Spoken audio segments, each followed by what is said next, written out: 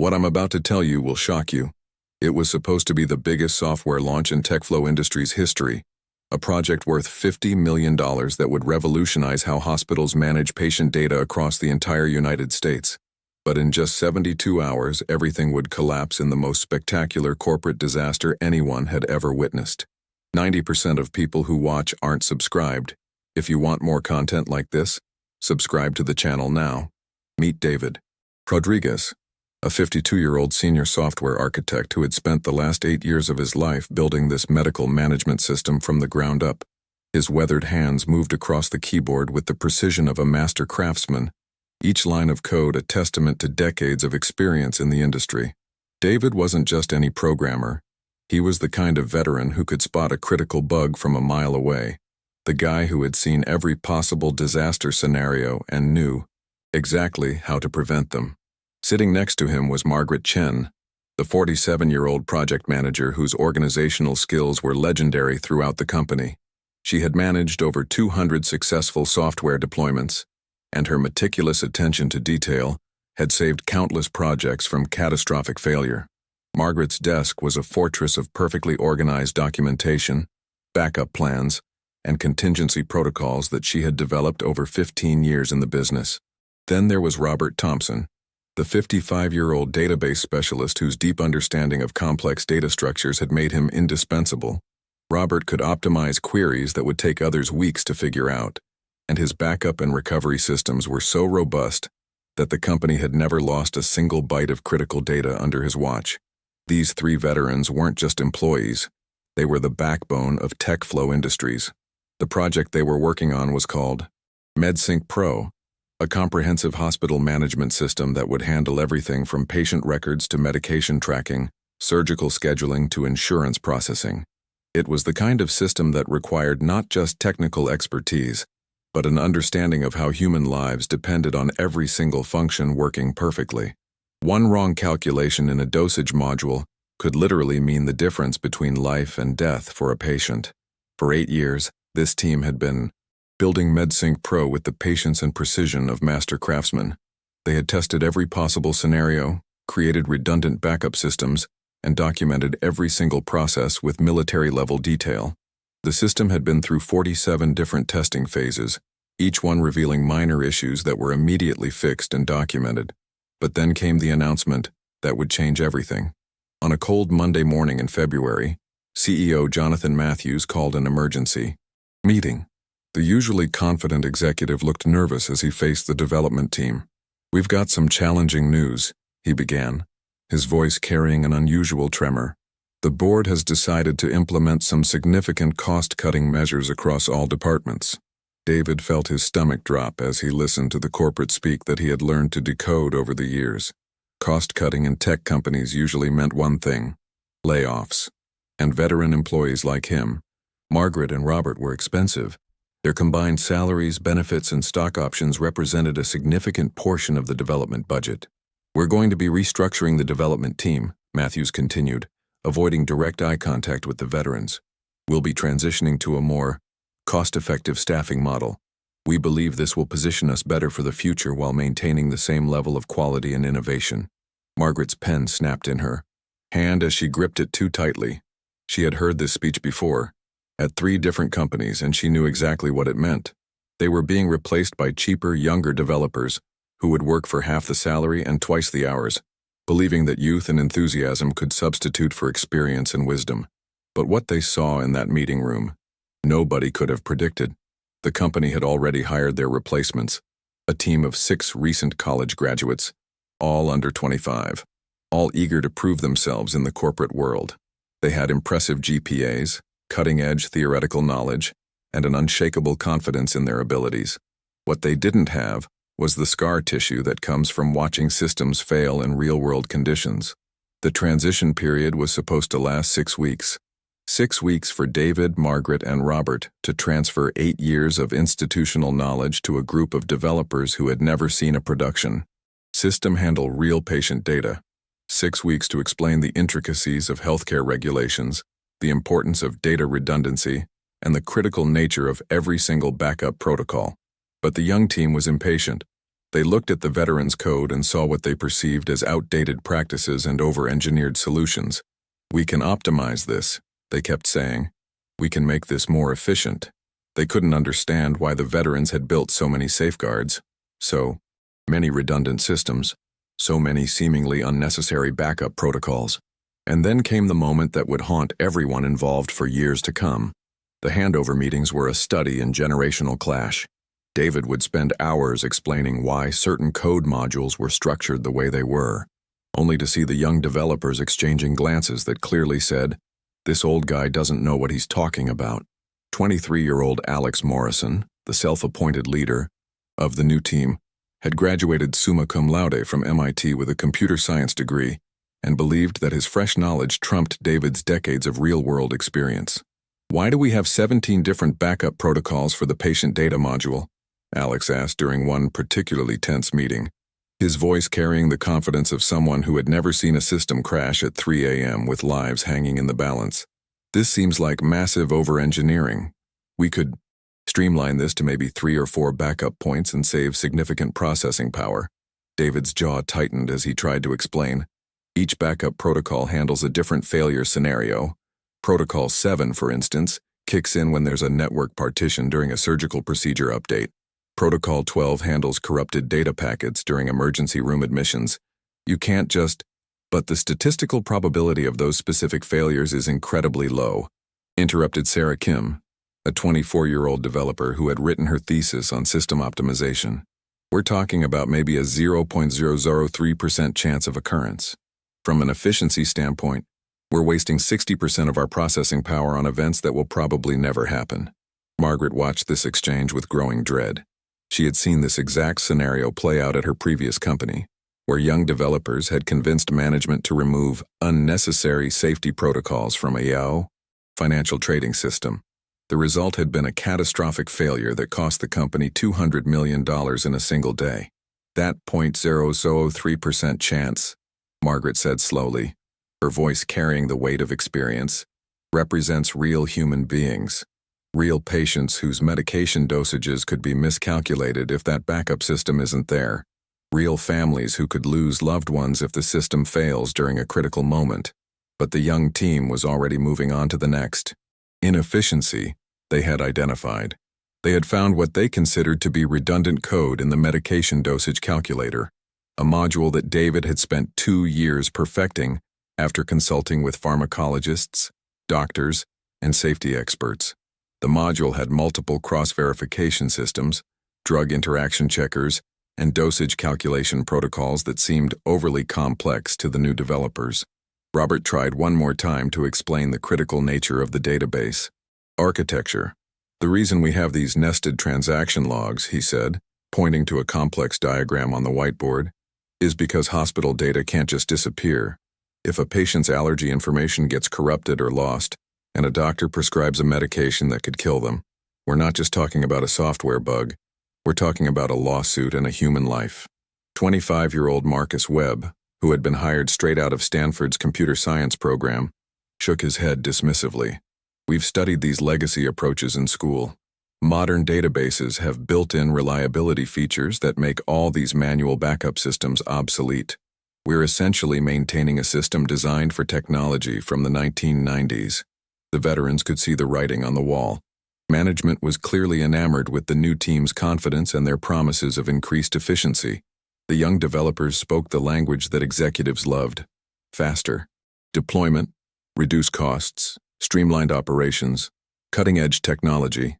They didn't speak the language of hard-earned wisdom, defensive programming, failure scenario planning, or the understanding that in healthcare software, boring and reliable was infinitely more valuable than fast and innovative. On their last day, David spent 14 hours writing detailed documentation for every single system component. He documented not just how things worked, but why they had been built. That way, what problems each module solved, and what disasters each backup system prevented.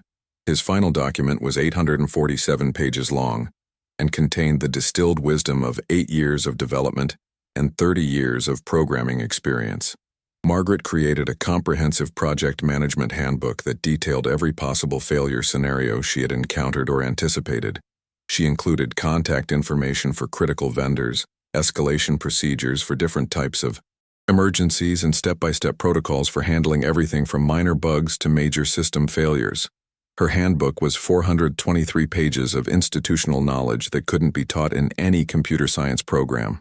Robert's database documentation was a masterpiece of technical writing that explained not just the current system architecture, but the evolution of design decisions over 8 years. He detailed every optimization, every backup procedure, and every recovery protocol. His documentation included real-world examples of how these systems had prevented data loss during power outages, network failures, and hardware crashes. The 3 veterans handed over their life's work to 6 young developers, who glanced at the documentation stacks and made jokes about reading material for the next decade. Alex Morrison actually laughed when he saw the size of David's documentation. "We'll probably just rebuild most of this from scratch anyway," he said with the casual confidence of someone who had never had to explain to a hospital administrator why patient data had disappeared. And then the veterans were gone. 8 years of experience, wisdom, and institutional knowledge walked out the door on a Friday afternoon in March. The young team celebrated that weekend, excited about their opportunity to modernize and optimize what they saw as an outdated system built by developers who couldn't adapt to modern practices. They had no idea that they were about to write the most expensive lesson in software development history. The new team wasted no time in implementing their improvements. The majority who watch forget to subscribe. Don't be another one. Subscribe now. Alex Morrison had convinced management to give them a free hand in optimizing the system, and they were determined to prove that their modern approach could deliver better results than the veterans' overcomplicated methods. Their first target was David's medication dosage calculator. The module that had taken 2 years to perfect was dismantled in 3 days. "Look at all this redundant code," Marcus Webb said, as he deleted entire sections of drug interaction checks. "The main calculation function is buried under 17 different validation layers. We can streamline this to a single calculation with basic error checking and increase processing speed by 400%. Sarah Kim was simultaneously working on what she called database optimization. Robert's carefully crafted transaction logs with their multiple backup layers and redundancy protocols were being replaced with a more elegant solution that relied on the database's built-in features. "These manual backup systems are artifacts from an era when databases weren't reliable," she explained to the project stakeholders. "Modern SQL servers have automatic transaction management that makes all these custom protocols unnecessary." The team worked with the frenzied energy of developers who believed they were fixing years of technical debt. They deleted thousands of lines of code that they considered bloated and replaced complex, multi-layered systems with streamlined alternatives. Every simplification felt like a victory against the outdated practices of the previous generation. Jessica Park, a 23-year-old UI specialist fresh from a coding boot camp, was redesigning the user interface with modern frameworks and cutting-edge design principles. She removed what she saw as unnecessary confirmation dialogues and simplified the user workflow by eliminating multiple verification steps. "The old interface treated users like they were incompetent," she complained. "All these confirmation boxes and verification steps just slow down the workflow. Modern users are sophisticated enough to handle a streamlined interface." Within 2 weeks, they had optimized 60% of the original code base. The system was running faster, the interface looked more modern, and management was thrilled with the progress reports. The young team was working 18-hour days, fueled by energy drinks and the conviction that they were revolutionizing healthcare technology. But there were signs that something was wrong. Small signs at first, minor glitches that the team dismissed as transition artifacts that would resolve themselves once the optimization was complete. A patient record would occasionally take longer to load than expected. A medication dosage calculation would sometimes return a result that seemed slightly off, but within acceptable parameters. Tom Bradley, the 26-year-old team lead who had been promoted after the veterans left, was fielding increasingly concerned calls from the beta test hospitals. "We're getting reports that the system is behaving differently," Dr. Patricia Williams from St. Mary's Hospital told him during one particularly uncomfortable phone call. The nurses are saying that some of the dosage calculations don't match what they would expect, and the system seems to be running slower during peak hours. Tom's response was exactly what you'd expect from a developer who had never dealt with real-world system deployment. These are probably just adaptation issues, he assured Dr. Williams. Your staff is used to the old system's interface and workflows. Once they get familiar with our optimized version, they'll appreciate the improved efficiency and modern design. But Dr. Williams wasn't convinced. Tom, we're not talking about interface preferences. We're talking about medication dosages that don't match our manual calculations. Yesterday, the system recommended 750 milligrams of acetaminophen for a 6-year-old patient. Our nurses caught it, but that's 3 times the safe dosage for a child that age. Tom felt a brief moment of concern, but Alex Morrison quickly dismissed it during their next team meeting. The old system was probably just overcautious, Alex explained. David's medication module had so many conservative safety margins built in that it was probably underdosing patients. Our streamlined calculation is more accurate because it's based on the actual pharmacological guidelines without all the extra safety padding. But what the team didn't realize was that those safety margins had been carefully calibrated with input from pediatric specialists, emergency room doctors, and pharmacologists who understood the real-world variables that could affect medication effectiveness. David's over-engineered system had accounted for factors like patient weight fluctuations, medication absorption rates, and drug interaction variables that weren't immediately obvious to developers who had never worked in a clinical environment. Meanwhile, Sarah Kim was discovering that Robert's database architecture was more complex than she had initially understood. Her simplified transaction logging system was working fine under normal conditions. But when multiple users tried to access the same patient record simultaneously, a common occurrence during shift changes at hospitals, the system was starting to show strain. We're getting some weird lockup issues during peak usage, she reported to Tom during their weekly progress meeting. Nothing major, just some slight delays when multiple users are accessing the database simultaneously. Tom nodded confidently. That's probably just a tuning issue. We can optimize the database queries and maybe add some additional indexing to improve performance. Robert's old system was probably just brute forcing these problems with excessive hardware resources. But the problems were escalating faster than the team realized. The beta test hospitals were reporting an increasing number of minor anomalies that individually seemed insignificant, but collectively were painting a disturbing picture. Patient records were occasionally taking several minutes to load. Medication calculations were sometimes returning results that required manual verification. The system was becoming unstable during the busy periods when hospitals needed it most. And then came the call that would change everything forever. It was 2:47 a.m. on a Tuesday when Tom Bradley's phone rang with the call that would haunt him for the rest of his career. On the other end was Dr. Jennifer Martinez, the chief of emergency medicine at General Hospital, and her voice carried a level of controlled panic that sent ice through Tom's veins. "Tom, we have a situation," Dr. Martinez said, her words coming fast and clipped. "Your system just crashed during a multi-vehicle accident response. We had 8 critical patients coming in simultaneously, and when our staff tried to access the medication management module to calculate emergency dosages, the entire system locked up. We've been running on paper charts for the last 40 minutes. Tom's hand trembled as he held the phone. This was exactly the kind of scenario that David had warned about in those endless handover meetings that the young team had dismissed as paranoid rambling. I can remote in and take a look," Tom stammered. "It's probably just a server overload issue. We can restart the system and—" "Tom," Dr. Martinez interrupted, her voice now carrying an edge of barely contained fury. "This isn't just about restarting a system. We have a 34-year-old woman in Trauma Bay 3 who needs immediate blood thinners, but we can't access her medical history to check for bleeding disorders because your database is locked up.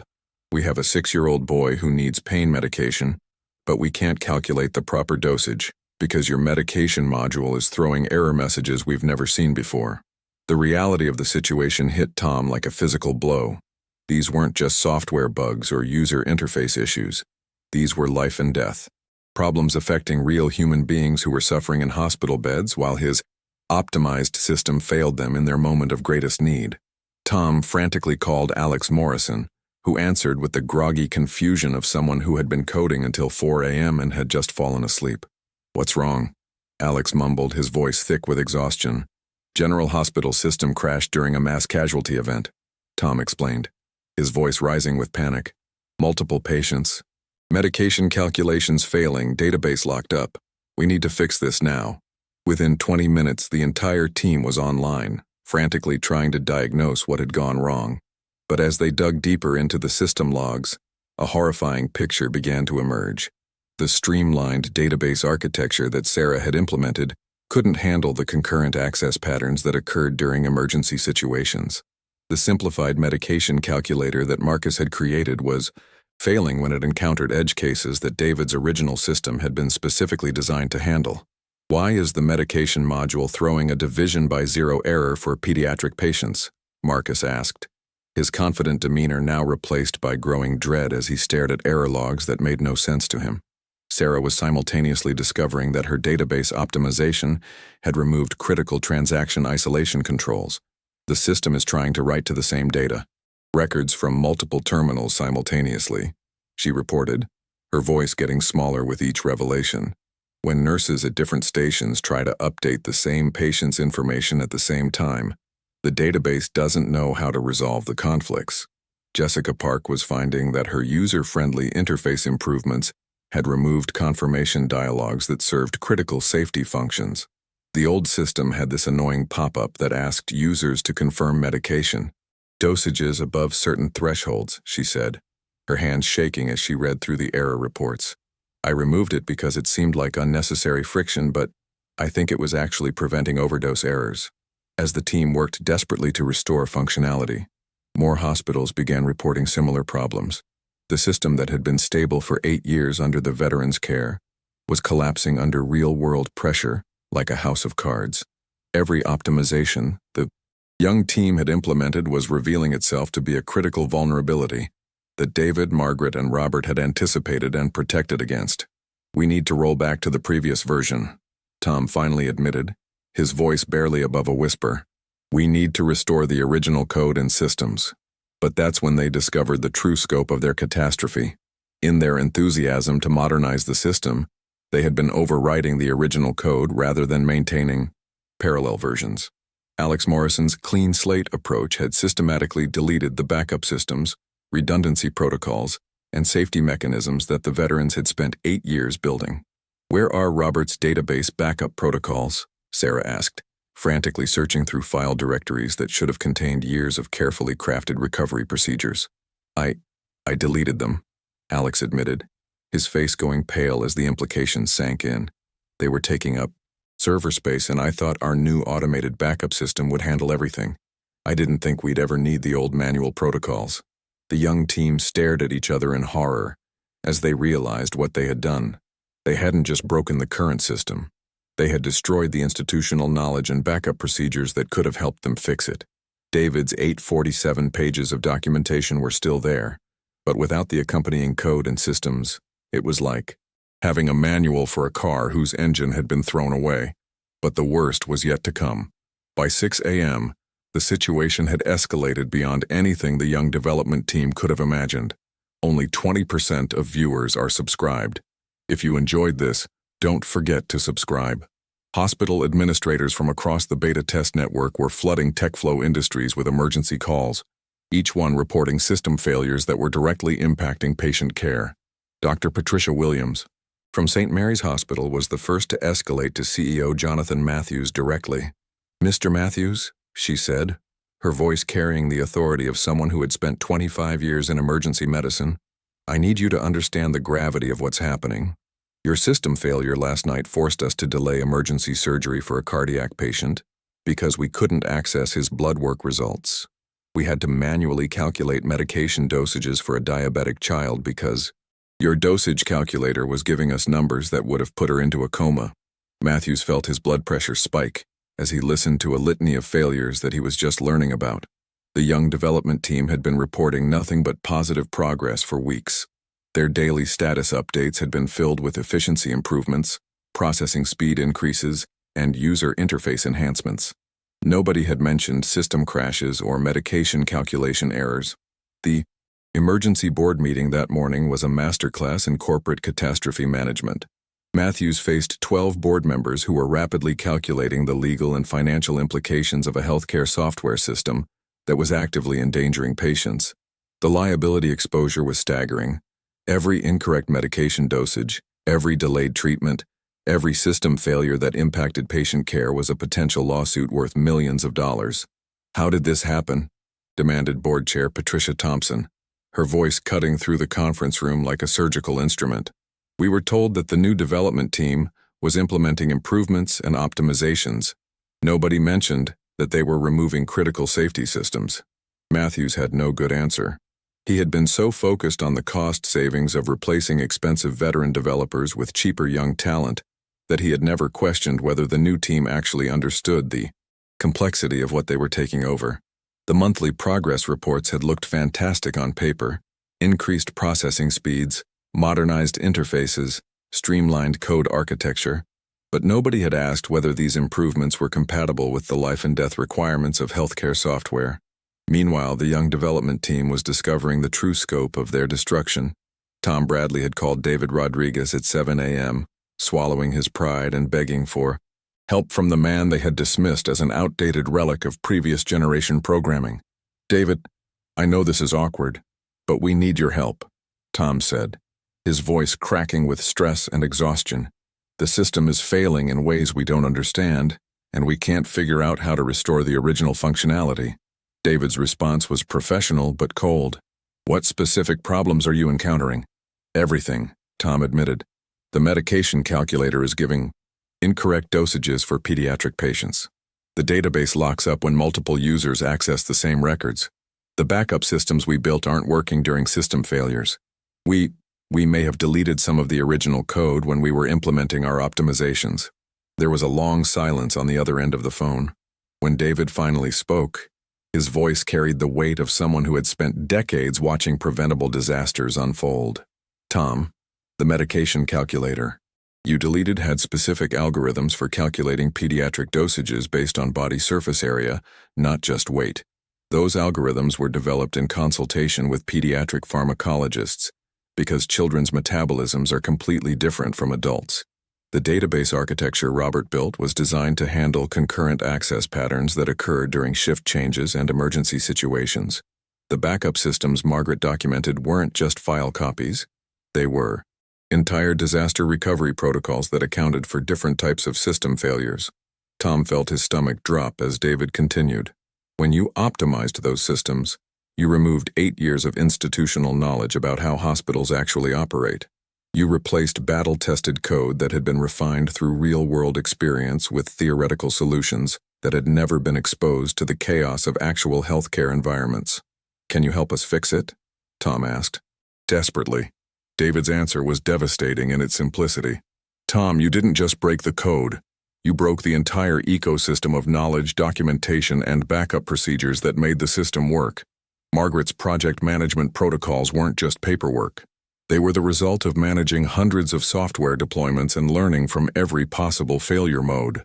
Robert's database architecture wasn't over-engineered. It was carefully crafted to handle the specific data access patterns and failure scenarios that occur in hospital environments.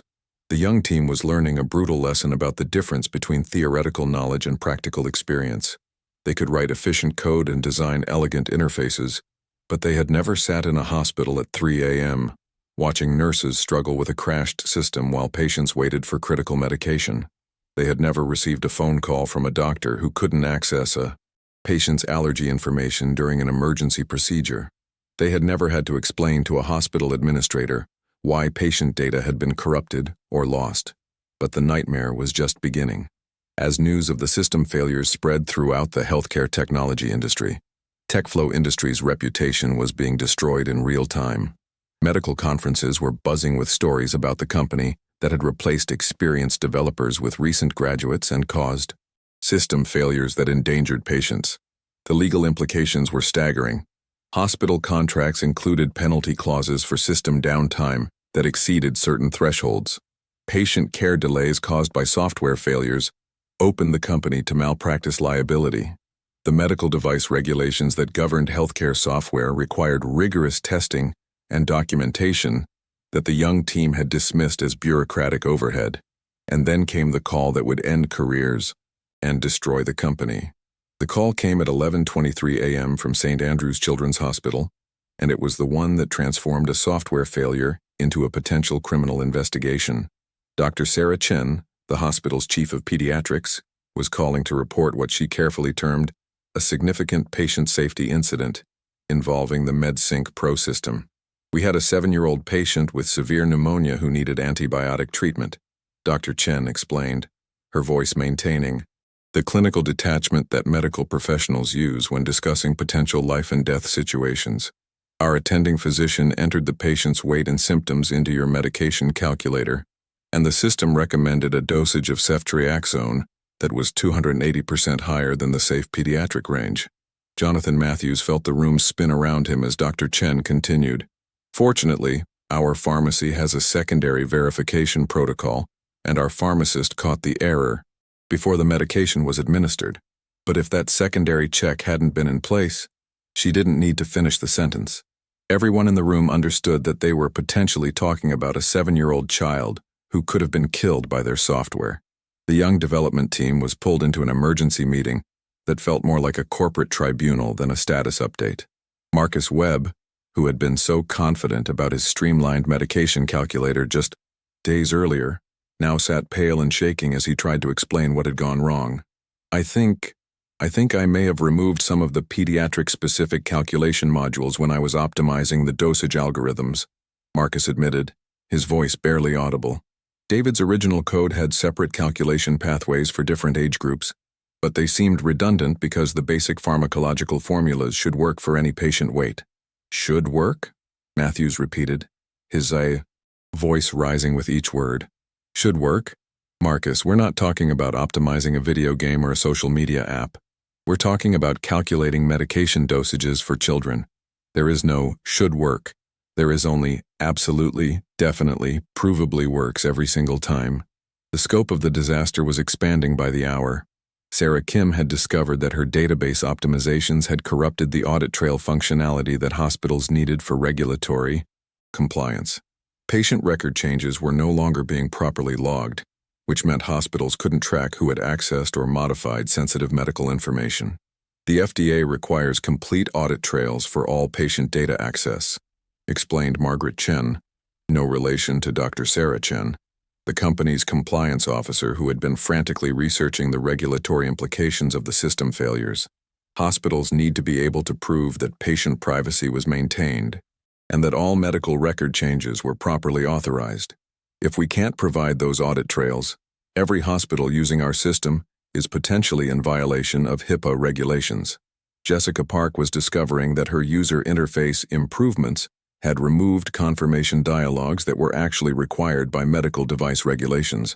The FDA considers medication dosage confirmation to be a critical safety feature, she reported, her hands shaking as she read through pages of regulatory requirements that she had never known existed. Those annoying confirmation pop-ups I removed were actually mandatory safety checks that healthcare software is required to implement. But the most devastating revelation came when Tom Bradley finally worked up the courage to examine David's original documentation in detail. As he read through the 847 pages of carefully documented code architecture, he began to understand the true scope of what they had destroyed. David hadn't just written software. He had created a comprehensive safety system that accounted for the specific ways that healthcare environments differed from other software applications. Every redundant backup protocol addressed a specific failure scenario that David had either experienced firsthand or learned about from other healthcare software disasters. Every over-engineered safety check was designed to prevent a specific type of medication error that had actually occurred in real hospitals. He documented everything, Tom whispered as he scrolled through page after page of detailed explanations.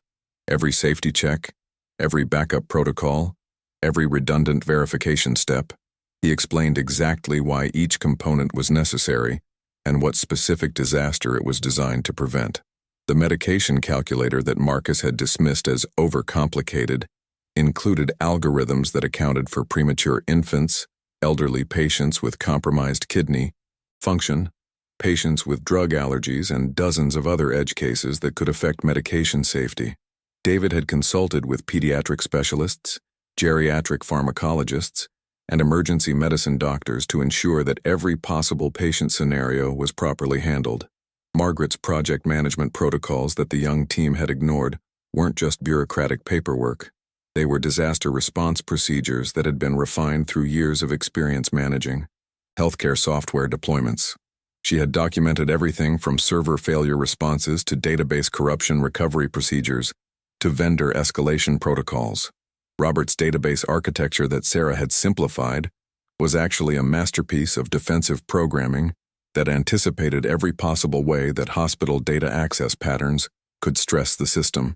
His backup and recovery protocols weren't just about preventing data loss.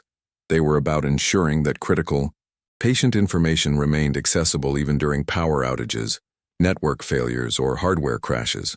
The young team had systematically destroyed 8 years of accumulated wisdom about healthcare software development, replacing battle-tested solutions with theoretical optimizations that had never been exposed to the chaotic realities of hospital environments. And now people were paying the price for their hubris. The phone calls from hospitals were becoming more frequent and more urgent. System failures were cascading across the entire beta test network as the optimized code encountered real-world scenarios that it wasn't designed to handle. But the worst revelation was yet to come, and it would destroy not just careers, but potentially the entire company. The moment that transformed a corporate disaster into a potential criminal case came at 3:15 p.m., when the FBI's Computer Crime Division called TechFlow Industries directly. Special Agent Rebecca Torres introduced herself with the kind of professional courtesy that immediately made everyone in the room understand they were no longer dealing with just business consequences.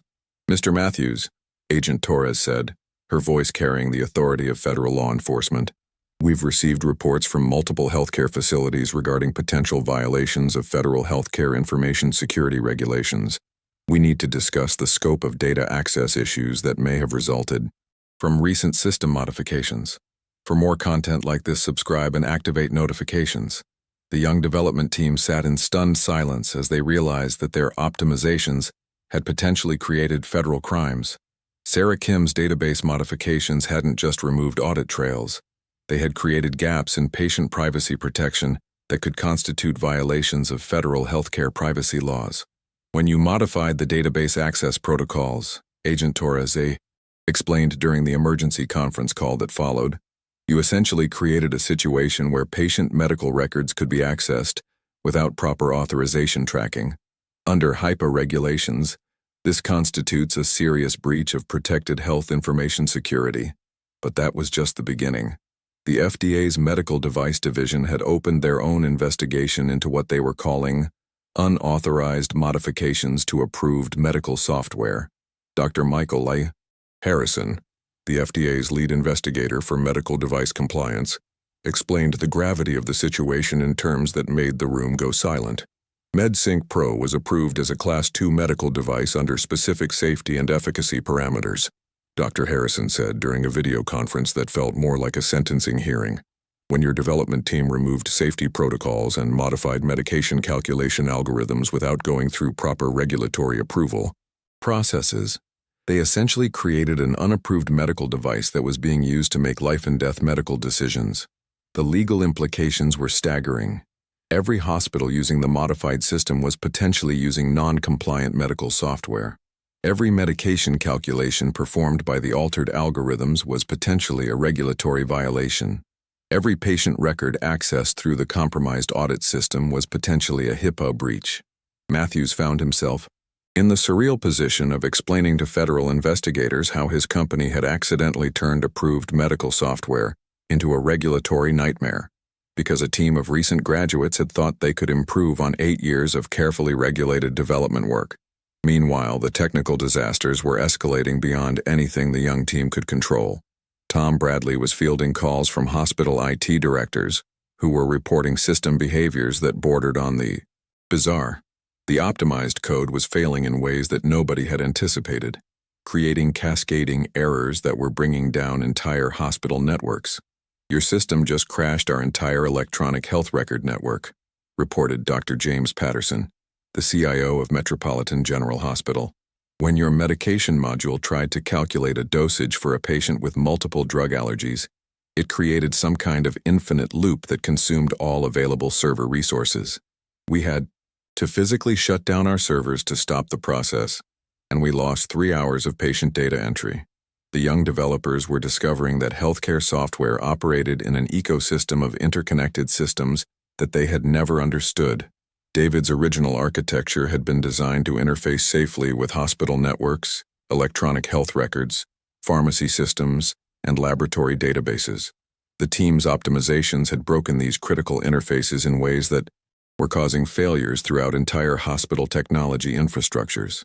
Alex Morrison was frantically trying to understand why his streamlined patient record system was corrupting data when it interfaced with certain laboratory equipment. "I don't understand," he kept repeating as he stared at error logs that made no sense to him. "The code should work fine with standard database protocols." "Should work," Tom repeated bitterly. That phrase had become the epithet for their entire disaster. The young team had built software that should work according to computer science theory, but they had never understood that healthcare environments didn't operate according to textbook examples. David Rodriguez's phone had been ringing constantly, as desperate hospital administrators tried to reach him for guidance on handling the system failures. Despite being fired just weeks earlier, David found himself in the impossible position of trying to help fix disasters caused by the destruction of his life's work. "David, this is Dr. Martinez from General Hospital again," came one of dozens of similar calls. "Your old team's system is showing medication interaction warnings for drugs that don't actually interact with each other, but it's not showing warnings for combinations that could actually kill patients. Our pharmacists are having to manually verify every single prescription because we can't trust the safety checks anymore." David's response carried the weariness of someone watching a preventable disaster unfold in slow motion. "Dr. Martinez, the drug interaction database that Marcus modified was calibrated with input from clinical pharmacologists who understood the subtle differences between theoretical drug interactions and real-world patient reactions. When he simplified the algorithm, he removed decision trees that had been built from actual patient case studies and adverse event reports. The scope of institutional knowledge that had been destroyed was becoming clearer with each system failure. The veterans hadn't just written code. They had created a comprehensive understanding of how software needed to behave in healthcare environments. They had learned from every bug report, every user complaint, and every near-miss incident to build a system that could handle the chaotic realities of hospital operations. But what they discovered next would make everything else seem like minor inconveniences. As the investigation deepened, federal regulators uncovered evidence that the system failures had potentially contributed to actual patient harm, not just delays or inconveniences, but measurable impacts on patient care outcomes. The moment when software optimization became a matter of life and death was about to be revealed, and it would destroy everything the company had built over the previous decade. The call that would end TechFlow Industries came from the state medical examiner's office at 9:42 a.m. on Thursday morning. Dr. Patricia Hernandez, the chief medical examiner for the state, was calling to inform the company that they were being included in a patient death investigation that involved potential software-related medical errors. "We have a case involving a 67-year-old patient with multiple comorbidities who received an incorrect medication dosage that may have contributed to a fatal cardiac event," Dr. Hernandez explained with the clinical precision that medical examiners use when discussing potential malpractice situations. "The attending physician has indicated that the dosage calculation was performed using your MedSync Pro system, and the recommended dosage was significantly higher than what our consulting pharmacologist considers safe for a patient with that medical profile." The words hit the conference room like a physical blow. Everyone present understood that they had crossed the line from corporate disaster into potential manslaughter territory.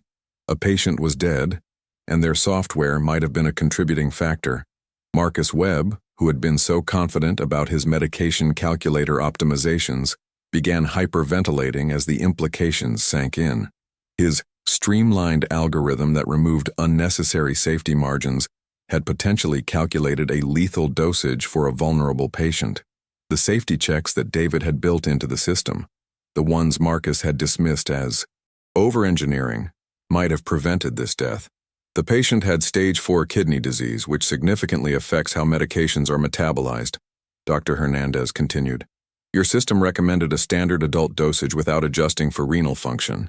The original MedSync Pro system had specific protocols for patients with kidney disease, but those appear to have been removed in recent software updates.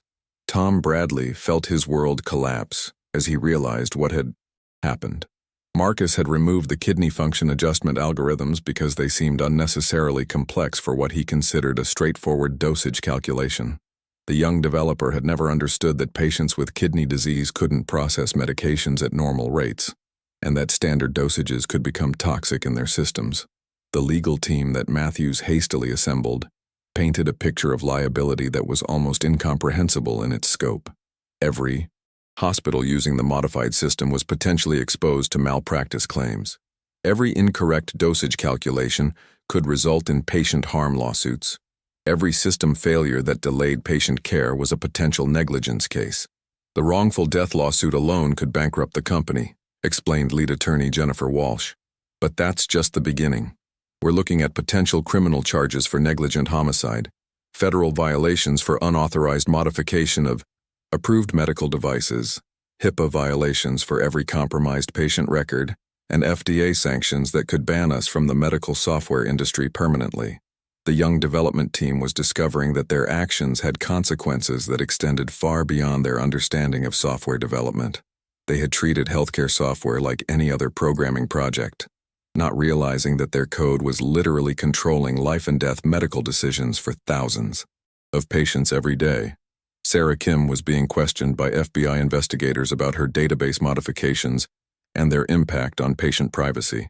Did you understand that removing audit trail functionality would make it impossible for hospitals to track who accessed sensitive patient information? Agent Torres asked during an interview that felt more like an interrogation. I thought we were just optimizing database performance, Sarah stammered. I didn't realize that the audit logs were required by law. I thought they were just internal tracking for the company's benefit. Jessica Park was facing similar questioning about her user interface changes.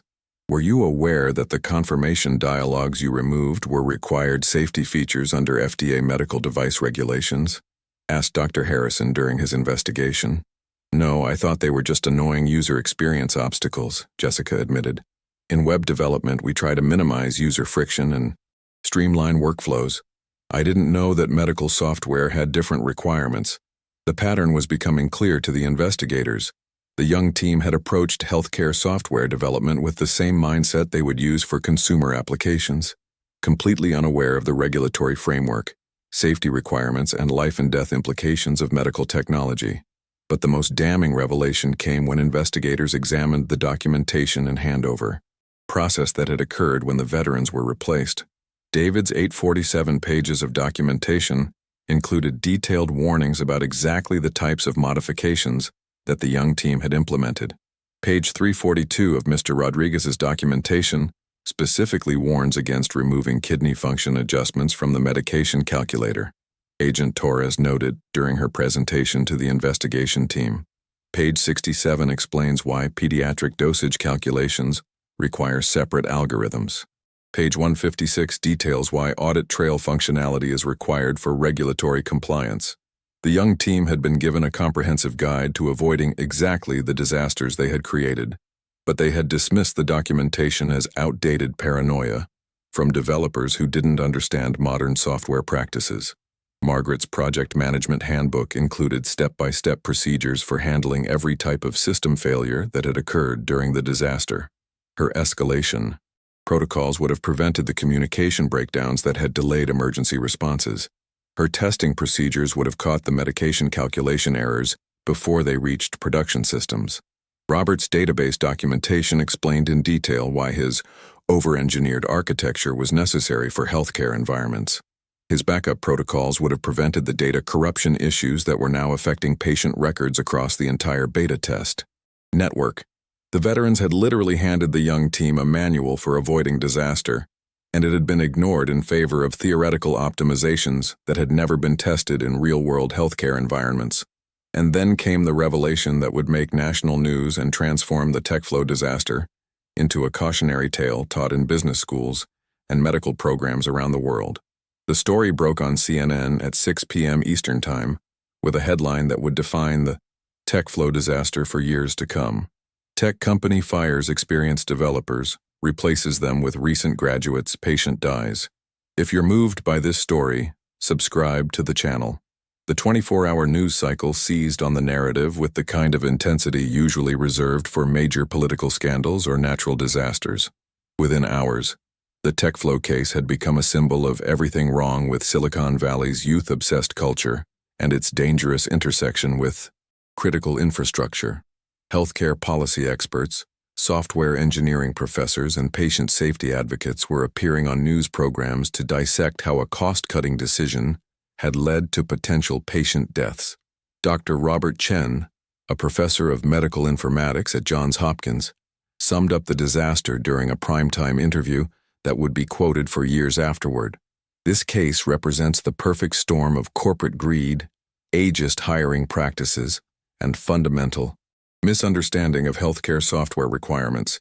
You cannot optimize away 8 years of institutional knowledge and expect complex medical systems to continue protecting patient safety. The young development team found themselves at the center of a media firestorm that they were completely unprepared to handle. Alex Morrison, who had been so confident about leading the optimization effort, was now hiding from reporters who were camping outside his apartment building. His LinkedIn profile, which had proudly proclaimed his role in modernizing legacy healthcare software, had been deleted after receiving hundreds of angry messages from healthcare workers. Marcus Webb was facing the most intense scrutiny because his medication calculator modifications were directly linked to the patient death investigation. Medical professionals were using social media to explain in devastating detail how his optimizations had removed safety features that were specifically designed to prevent exactly the type of fatal error that had occurred. This young man removed kidney function adjustments from medication calculations, Dr. Patricia Williams posted on Twitter in a thread that went viral within hours. Those adjustments exist because patients with kidney disease can't process medications normally. Removing those protections is like removing seatbelts from cars because they add weight and complexity. The broader tech industry was grappling with uncomfortable questions about ageism and the cult of youth that had driven hiring decisions across Silicon Valley for decades. TechFlow's decision to replace experienced developers with recent graduates was being examined as a symptom of an industry-wide problem that valued perceived innovation over proven expertise. The tech industry has systematically devalued experience in favor of youth and theoretical knowledge, wrote tech journalist Sarah Mitchell in a Wall Street Journal op-ed that sparked industry-wide soul-searching. The TechFlow disaster shows what happens when we assume that recent graduates can simply optimize away the hard-won wisdom of experienced professionals. Meanwhile, the investigation was revealing the true scope of the damage caused by the young team's modifications. Federal investigators had identified 127 separate incidents where the modified system had either failed to work properly or had provided incorrect information that could have endangered patient safety. The medication calculator errors alone affected over 2,000 patient interactions across the beta test hospitals. The database stability issues had caused system downtime that delayed patient care in 89 documented cases. The removed audit trail functionality had created HIPAA compliance violations affecting more than 15,000 patient records.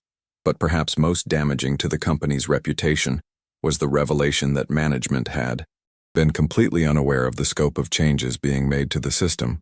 The young team's progress reports had focused on performance improvements and modernization efforts, while completely omitting any mention of safety feature removals or regulatory compliance impacts.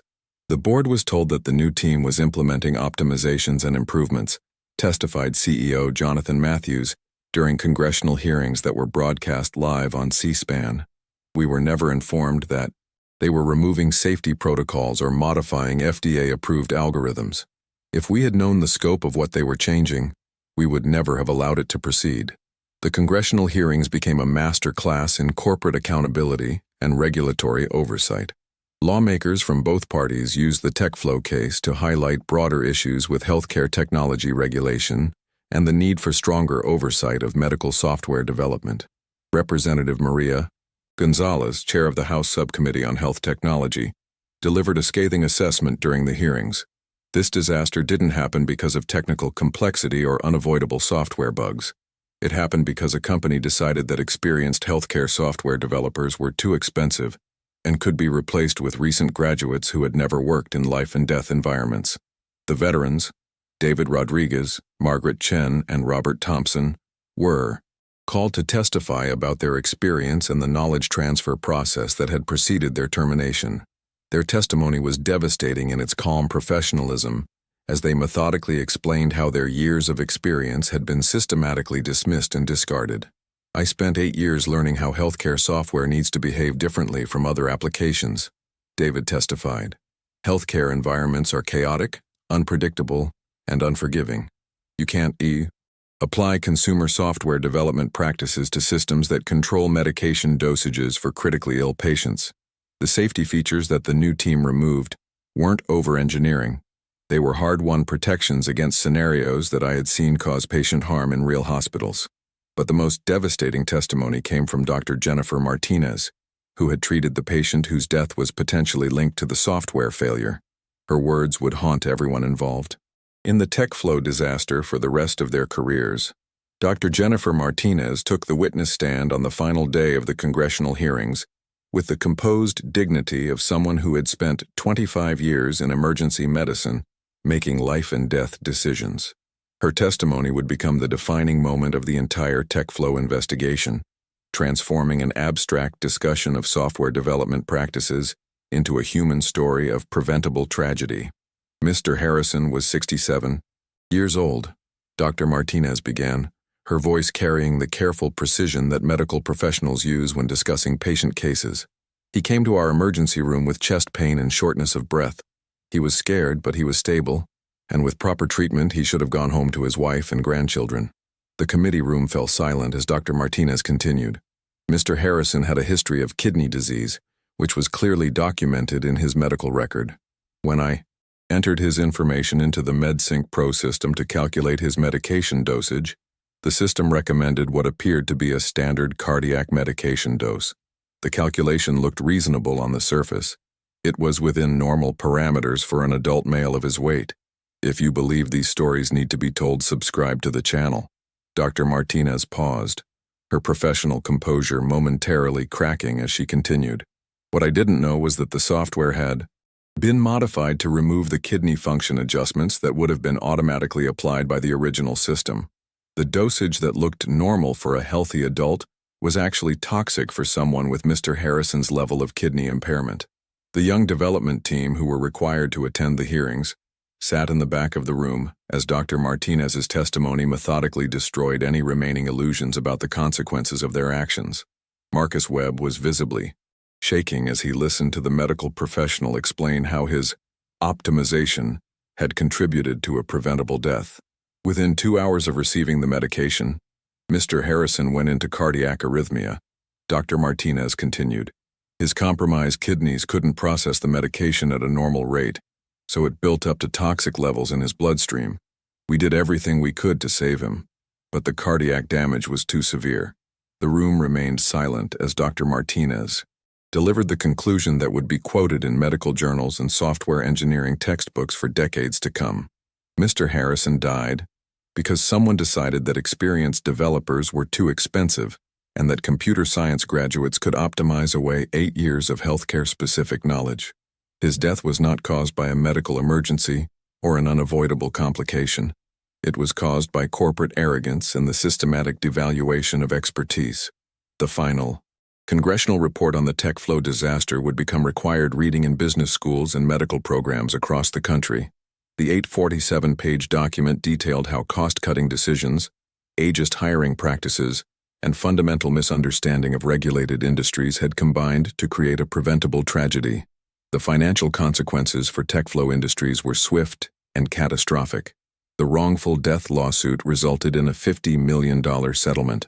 Federal fines for regulatory violations totaled another $30 million. The company's medical device licensing was permanently revoked, effectively ending their participation in the healthcare software industry. But the human costs were even more devastating. Alex Morrison left the tech industry entirely and became a carpenter.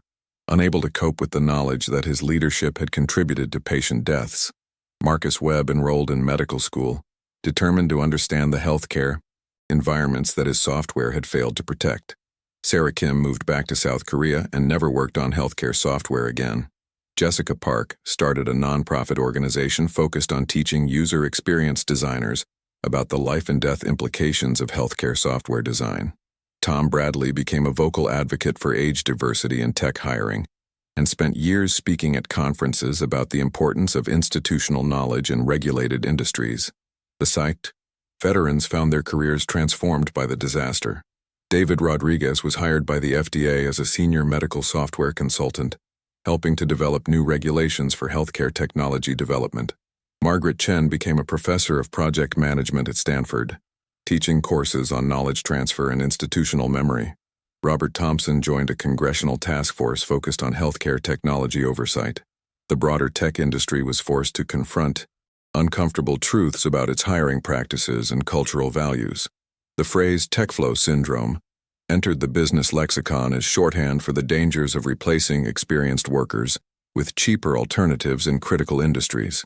But perhaps the most lasting impact of the techflow disaster was the change it brought to how the medical industry approached software development. New FDA regulations required healthcare software companies to maintain detailed documentation of all safety features and to demonstrate that any modifications were reviewed by medical professionals with relevant clinical experience. Medical schools began teaching courses on healthcare technology management, ensuring that future doctors understood how software systems worked and what could go wrong when those systems failed. Nursing programs added modules on technology safety, teaching healthcare workers to recognize when software systems might be providing incorrect information. The MedSync Pro system was eventually rebuilt from scratch by a team that included both experienced healthcare software developers and practicing medical professionals. The new system incorporated all of David's original safety features, plus additional protections that had been developed in response to the techflow disaster.